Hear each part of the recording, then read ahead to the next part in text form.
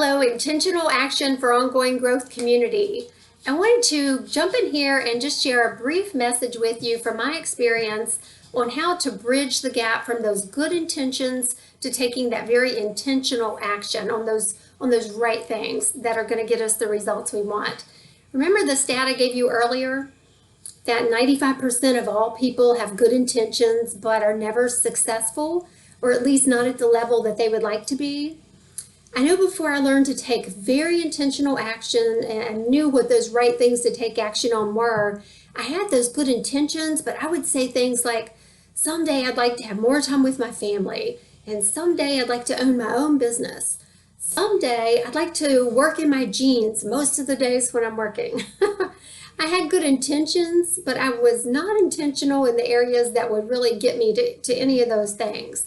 I was growing, I was changing. There were a lot of great things that were happening for me in my personal growth, but I wasn't reaching a whole lot of my goals outside of that, my big goals. Until I changed direction around 2014 to add intentional action on the right things to my life and create habits that bridge the gap in my success. Now, not that by any means I've arrived, but I've moved forward in ways that I didn't move forward in that first, I guess that was, gosh, I don't know, not 40 years, first 30 plus years. How about that? So when you become intentional, you take responsibility for where you are and who you are. And you're a leader, so I know that you're doing that in a lot of areas, but it's just that extra, that 211 degrees to 212, that really gets us clicking on all cylinders and making our dreams come true, not only for us, but for the individuals that count on us. So when we take action to change us, so you obtain growth, development, training, mentorship in those right areas. So that's what we're coming together to do.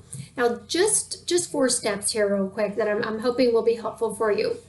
First of all, step 1 is to grow you, because we cannot give what we do not have, right? We all know that, but again, day after day can go by and we can drift and not have that intentional growth happening for us and within us.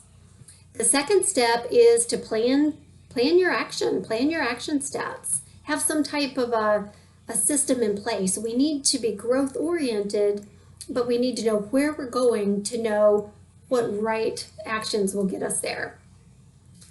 The third step is commit to take that action, because we can make the decision, but if we don't make the commitment to take the action, then it just doesn't happen. Things can come up in our day, and that commitment to take action kind of gets put back if we haven't really made that true commitment.